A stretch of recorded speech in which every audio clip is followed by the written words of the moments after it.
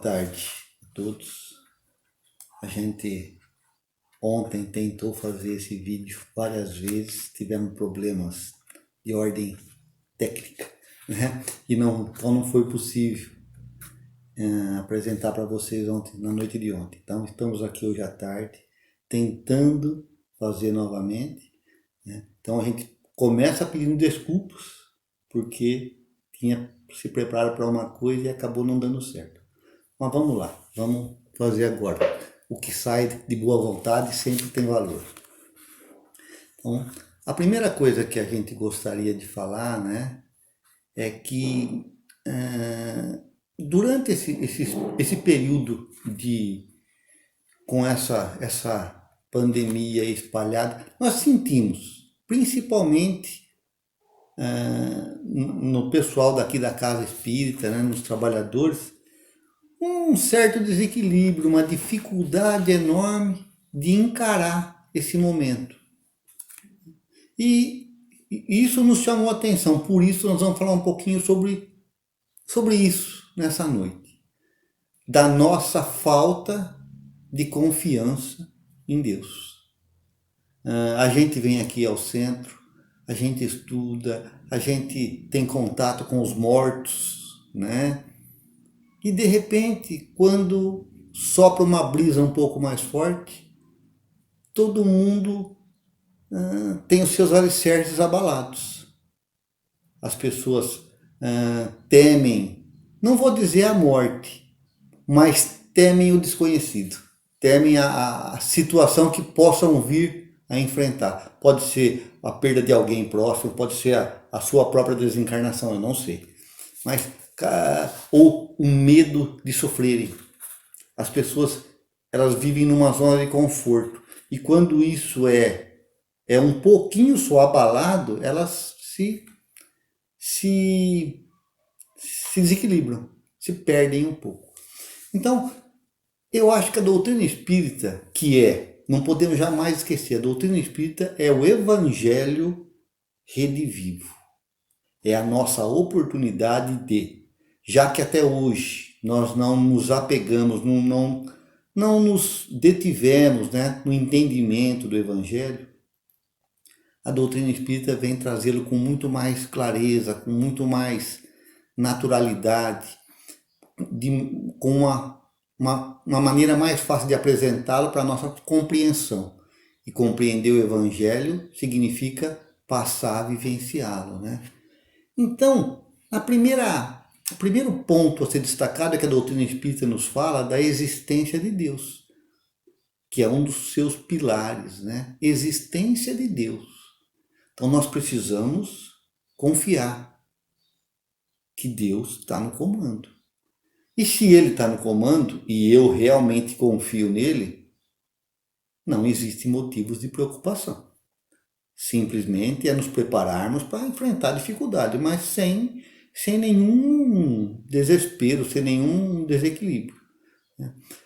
Os outros 4 pilares da doutrina espírita, além da existência de Deus, são a imortalidade da alma. Então, se nós somos imortais, por que temer a morte se ela não existe? Outra questão a ser pensada. Veja que são questões que são passadas para o nosso intelecto, para que a gente passe isso através de meditação, de uma reflexão profunda, para os nossos sentimentos, para passar a viver dessa forma. O terceiro pilar seria a pluralidade das existências. Aí nós estamos falando de reencarnação, né? Então não é só falar em reencarnação dentro do centro espírita. A reencarnação é um dos pilares. Por quê? Porque a lei é de evolução. E para que a gente há de convir que em uma encarnação aí, 70, 80 anos em média, não é fácil aprender tudo. É praticamente impossível, né? Eu acho que é impossível. Então, a gente vai ter que ter várias encarnações para ir se aperfeiçoando. O quarto ponto, é a pluralidade dos mundos habitados. Já nos disse Jesus, né? Há muitas moradas na casa de meu Pai.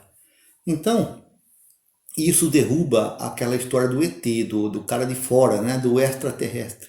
Somos todos ETs.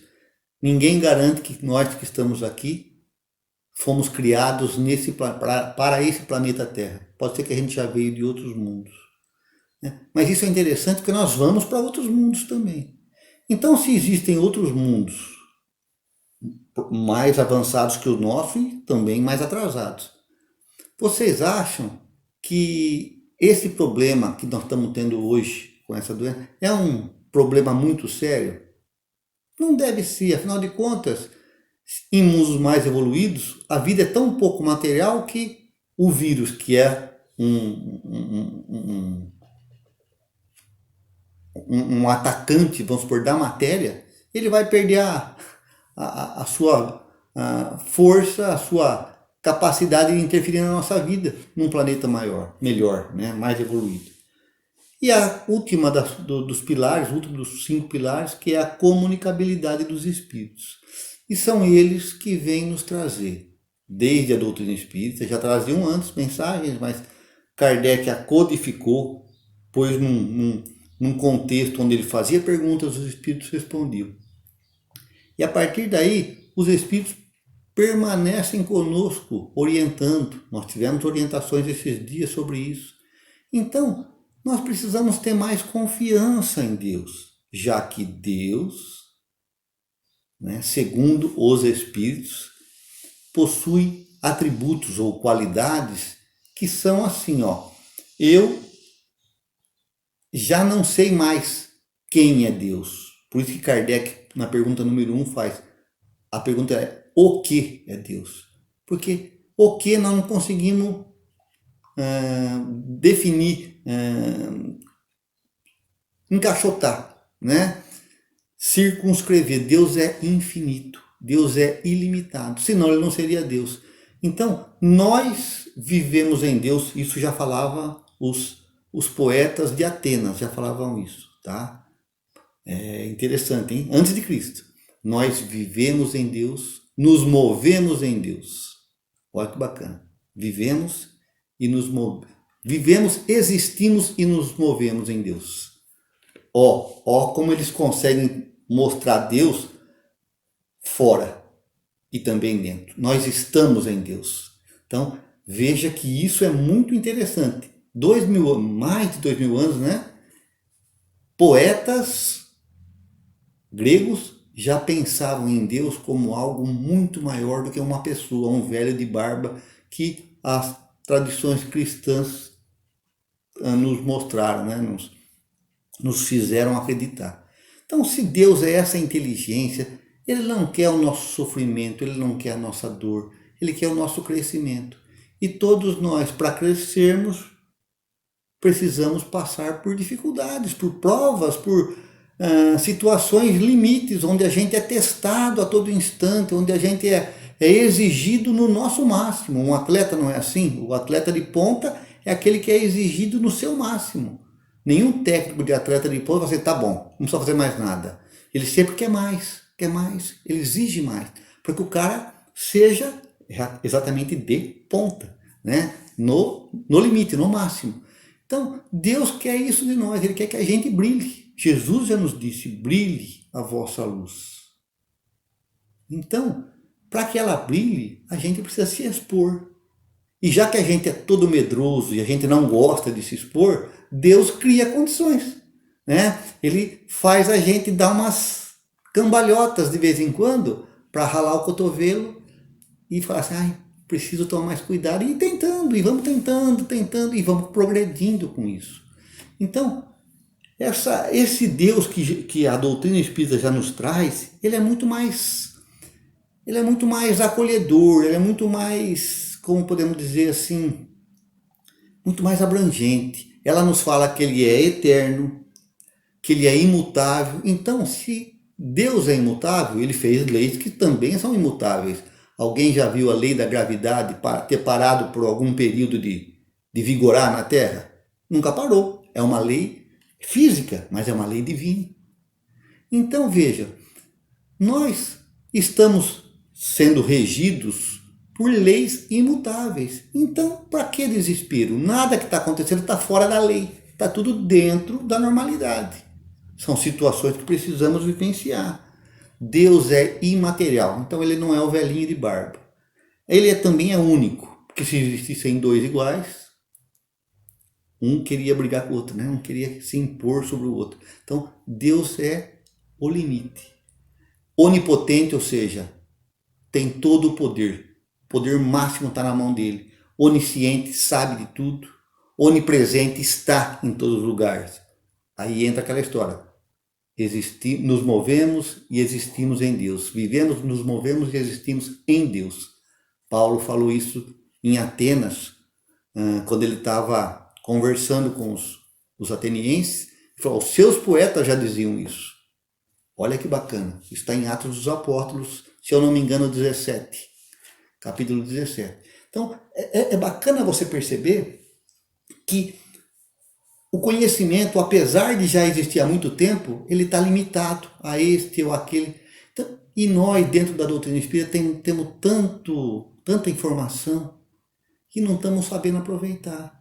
Aqueles que estão aproveitando as informações, e isso não estou dizendo em estar mergulhando em livros, não é isso, mas que estão assimilando, refletindo sobre pequenos pontos, e ao refletirem, passando a entender, a sentir melhor, esses estão mais fortes, mais equilibrados.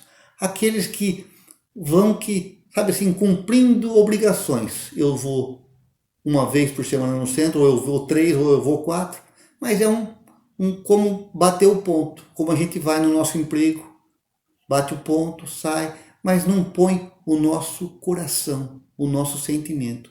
Esses são os que estão sofrendo mais. Mas um dos últimos atributos de Deus que os Espíritos nos trazem é que ele é soberanamente, ou seja, é o máximo, né? Justo e bom. Se Deus é justo, nada que acontece conosco é injusto. Então ninguém fique pensando, mas por que isso está acontecendo comigo? Está acontecendo porque precisa acontecer. Mas se ele também é bom, ele é justo e bom. E é difícil ser justo e bom, né? Às vezes a gente é bom, mas não consegue ser justo. Às vezes é justo demais, mas não consegue ser bom. E ele não, ele tem a dose certa de bondade com justiça. Por isso, mais uma vez, eu vou repetir. Não está acontecendo nada de diferente com a gente. Jesus nos apresentou Deus como um pai. A gente tem uma ideia de um Deus enérgico, né? Um rei exigente, e Jesus vem trazer a ideia de Deus como um pai. Segundo alguns estudiosos, a tradução certinha da palavra que Jesus usa para falar que Deus é um pai, não era nem pai, era papai. Então papai ainda é alguém mais próximo de nós. Já não é mais um pai que simplesmente supre as nossas necessidades e dá educação. O papai é aquele que também pega no colo, é aquele que conversa, que pergunta se está precisando de alguma coisa, que quer brincar de vez em quando, que quer ajudar, né? E Deus brinca com a gente, ele faz a gente sofrer, mas ele ao mesmo tempo põe o remédio na nossa frente. Ele é esse papai, né? Então, tem um exemplo bacana de a gente tentar ser bom e justo, né? E nunca achar a medida. Aquela mãe que quer ser boa demais com os filhos e acaba não os preparando para enfrentar as dificuldades da vida. Ela é muito boa, mas ela não está sendo justa. Ou ao contrário, aquela mãe que é muito severa e que de repente, quando o filho está mais velho, ele não consegue ter afinidade com a mãe. Ele admira porque ela foi boa com ele, ela ajudou tudo, ela foi, mas ele também não se sente à vontade para chegar e dar um beijo na mãe dele, porque ela pôs uma distância, né? Pode ser a mãe, pode ser o pai, tá bom? Então Deus não, Deus tem isso na medida certa, por isso que ele é o papai. E uma outra lembrança que é importante, e é isso que a doutrina espírita nos traz, voltando a falar, ela é o Evangelho redivivo. E nós precisamos tomar cuidado com isso. Nós precisamos conhecer o Evangelho. A gente acha que basta ler Livro dos Espíritos, Evangelho segundo o Espiritismo, que só trata das questões morais, que são com certeza importantes, mas não são as únicas tratadas por Jesus, né? Kardec deixou isso muito claro, tanto é que depois no livro Céu e Inferno, ele fala da justiça divina, né? Ele explica bem a justiça divina. E no livro A Gênese, ele fala dos milagres que Jesus fez, né? Das premonições que ele fez, né? E falando em premonições, nós precisamos lembrar que Jesus, no seu sermão profético, já dizia há 2000 anos atrás que a coisa ia pegar fogo.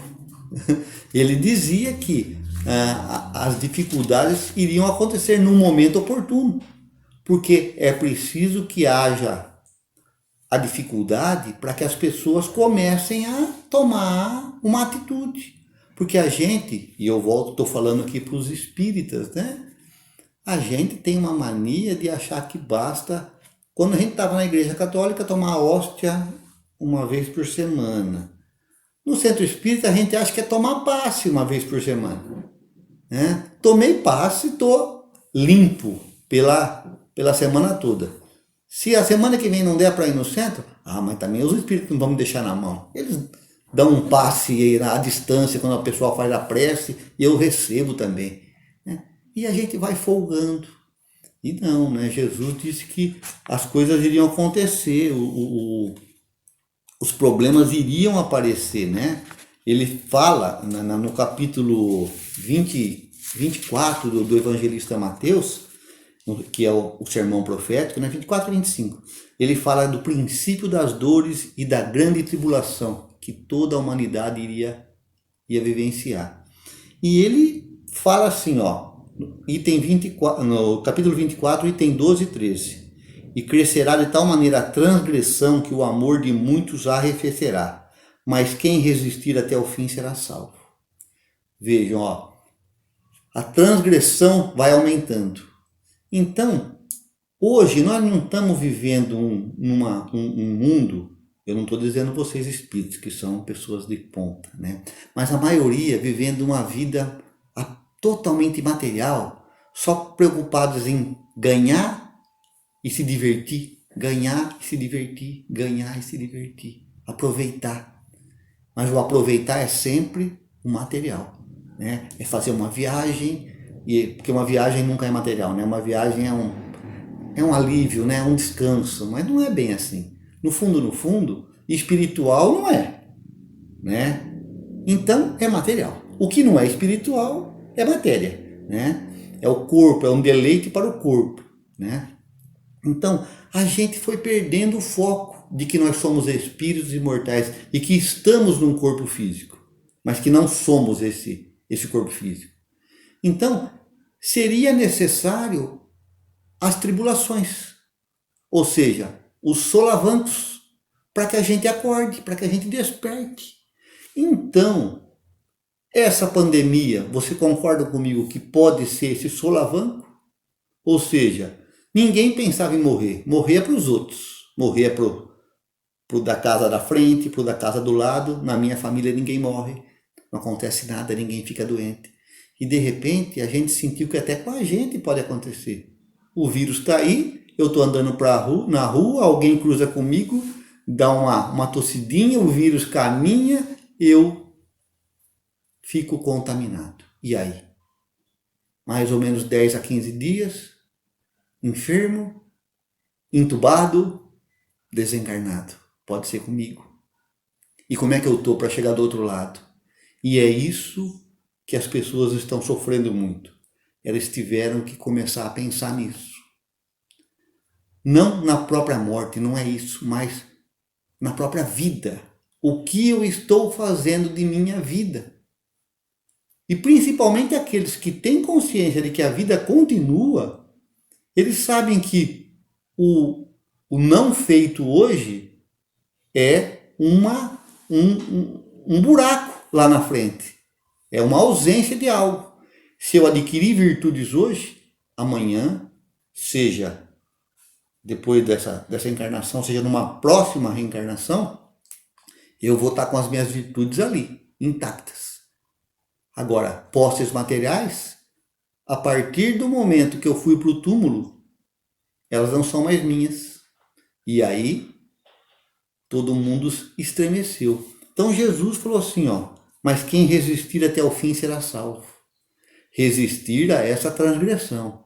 Então resistir quer dizer, ó, eu não vou ter uma vida sem nexo, uma vida sem espiritualidade. Eu vou buscar essa espiritualidade. O centro espírita é um lugar, mas qualquer religião, ou mesmo fora de religiões, é possível buscar essa espiritualidade. Mas é preciso um esforço, é preciso esquecer um pouco a vida material, a vida física, e dedicar um pouco de tempo a essa nossa espiritualização. E como ela acontece? Ela acontece através da informação. Jesus, o Espírito de verdade, nos fala: espíritas, amai-vos e instruí-vos. Então, a gente busca informações, de posse das informações, a gente reflete, a gente analisa, a gente medita, e aí quando isso tá bem encorpado no nosso cérebro, eu vou usar uma figura de linguagem, ela desce para o coração, ou seja, para os sentimentos. Aí eu passo a ser aquela pessoa, não aparecer. Então, o conhecimento, ele faz eu parecer inteligente. Quando esse conhecimento eu passo a senti-lo, eu, além de inteligente, passo a ser sábio. Aquele que conhece, mas que se aproveita do que conhece para ter uma vida melhor e para ajudar quem está próximo dele. Essa é a sabedoria. Né? A outra parte é o amor, que são as duas asas que Emmanuel nos fala que serão necessárias para a nossa evolução. A asa do amor e a asa da sabedoria. E normalmente, amar, gente, para se amar de verdade é preciso saber o que fazer. Eu tenho 2 copos lá, um líquido que parece água. Se eu sei, um está escrito H2O, o outro está escrito H2SO4, é ácido sulfúrico. Se eu não sei química, ou seja, eu não tenho informação, eu pego qualquer um. Parecido, começa com H, se tem que falar que a água começa com H, vai. Né? Agora, quando eu sei química, ou seja, eu tenho conhecimento, instrução, eu falo, não, esse aqui é ácido sulfúrico, H2O é água, então eu vou tomar a água. Veja, então a instrução é importante sim. Quem fala que não, tá errado, tá equivocado. Ela não é unicamente exclusiva, assim, só com ela a gente vai para frente. Não, a gente precisa da asa do amor. Mas a instrução é importante. Então, voltando ao sermão profético, Jesus já falou que isso iria acontecer. Se a gente tivesse se dedicado a nos instruirmos no Evangelho, a gente estaria menos temeroso nesse momento. Bom, eu sou cristão, confio em Jesus. E ele falou que ia ter momentos de dores. Por que temer? Ele já me avisou. Eu já estava avisado. Não é uma novidade. Para mim não foi novidade esse momento. Porque eu já vivi outros momentos em que não foi a sociedade que balançou, mas fui eu quem balançou. Problemas que aconteceram na minha vida, parecia que o mundo tinha acabado. Então, para alguns, o mundo acaba particularmente.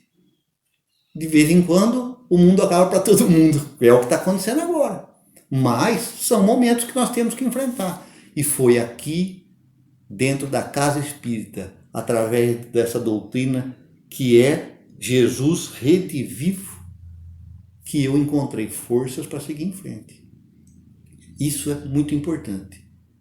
Então, mas essa força foi adquirida com esforço, com trabalho, com estudo, com dedicação. Servindo ao meu próximo com o que eu tenho, com o que eu posso, não com o que eu não tenho para dar, não posso dar, mas fazendo o meu melhor para ajudar, né? Com aquilo que eu estava aprendendo, com o meu esforço de estudo, de trabalho constante, no contato com os espíritos. Veja, então, tudo exige suor. não existe evolução, não existe subida sem suor. Emmanuel também tem uma frase bacana. Emmanuel sempre tem muitas frases bacanas, né? Mas ele fala que muitas vezes as pessoas que estão rindo estão sobre os narcóticos, enquanto as que estão sofrendo, estão chorando, estão muito mais centralizadas do que é importante. Eu não lembro a frase, mas ele quer dizer isso aí. As que estão caindo é que estão melhor. Sabe? Porque elas sabem, elas estão no limite da sua dor. E é no limite das nossas dores que a gente evolui. Com tudo fácil fica difícil, viu? Crescer. A gente estaciona, a gente se acomoda.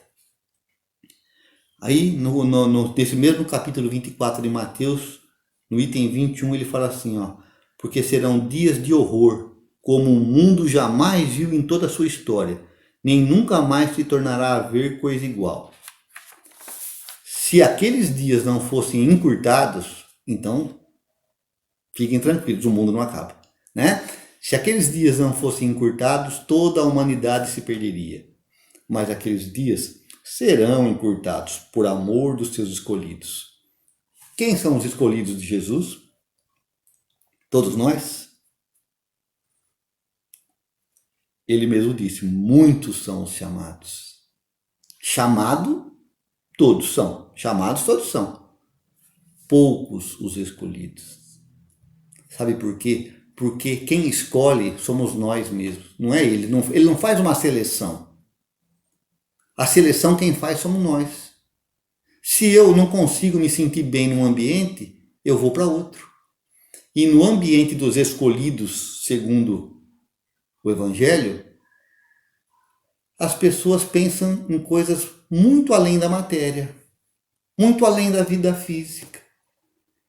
Então, para quem está apegado às sensações, fica meio sem graça viver nesse mundo. Então não é que ele não vai querer ficar lá, que ele não vai poder ficar lá, desculpa. Ele não vai querer ficar lá. Ele não vai ser escolhido porque não é do interesse dele. Então, nós nos colocamos na posição em que nós queremos. Mas eu acredito que a maioria que está aqui na doutrina espírita quer algo de melhor, não quer ficar nesse marasmo, nesse morde-a-sopra que nós temos vivido, né? Então, para a gente encerrar, eu vou ler uma mensagem de Emmanuel que fala desses momentos de tribulação, né?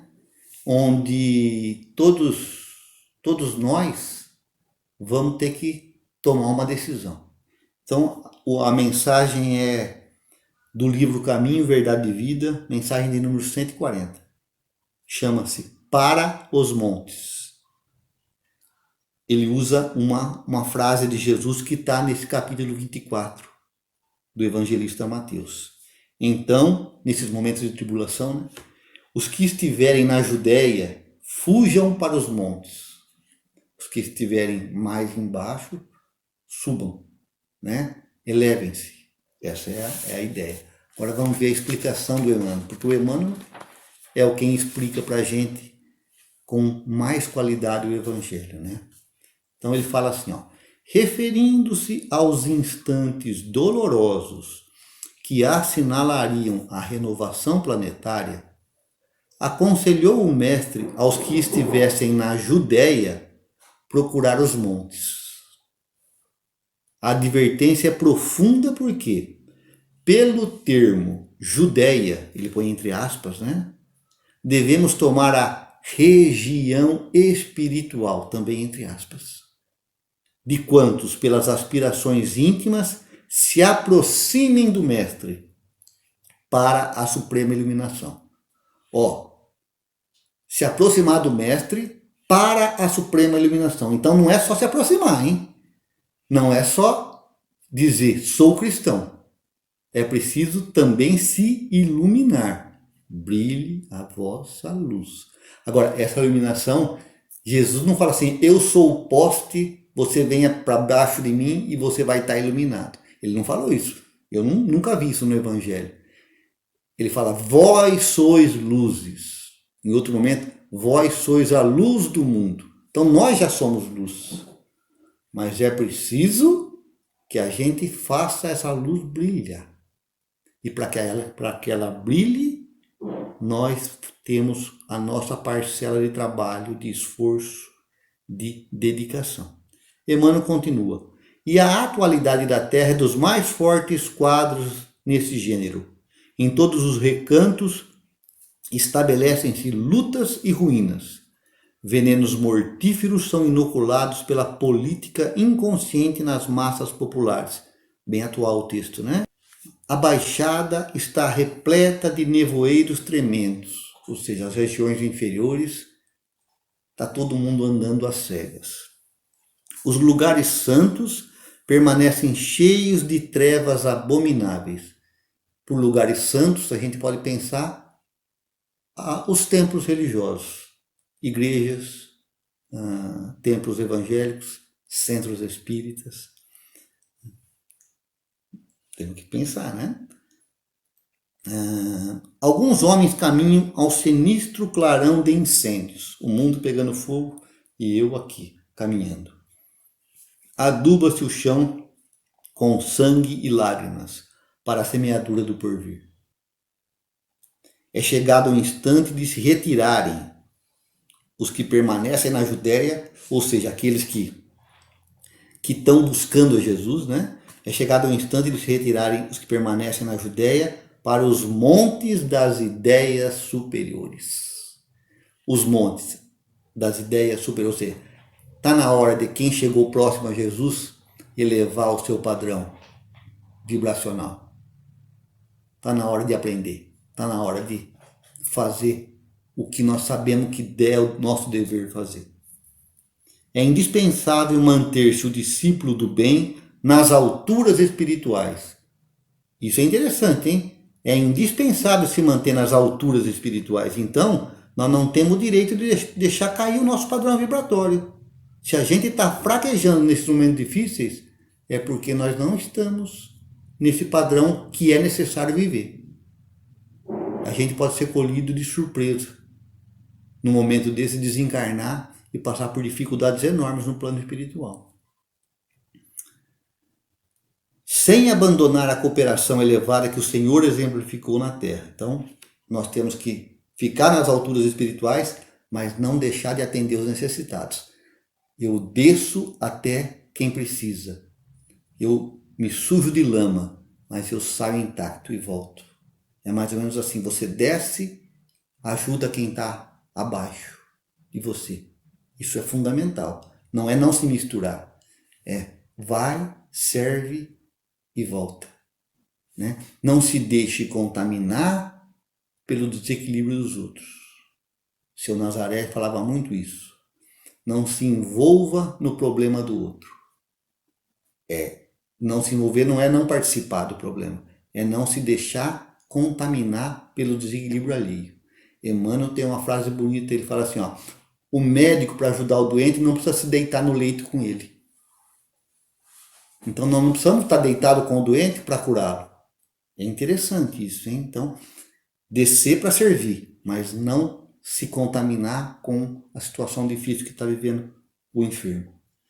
Que aí se consolide a sua posição de colaborador fiel, invencível na paz, serenidade e na esperança. Esperança é quem sabe esperar. Esperar por quê? Por uma decisão superior. Aquela que não compete a você tomar. É de Deus. Ele sabe o que é bom para você. Convicto de que, após a passagem dos homens da perturbação, portadores de destroços e lágrimas, são os filhos do trabalho. A palavra é bem, né? Vocês vão enjoar de escutar essa palavra da minha boca sempre. São os filhos do trabalho que semeiam alegria de novo e reconstroem o edifício da vida. Então, àqueles que estiverem mais equilibrados, mais confiantes, é que está reservada a tarefa de ajudar os necessitados e ser aqueles que depois da ventania, do vendaval, da destruição, estão prontos para continuarem trabalhando para reharmonizar o lugar onde vivem.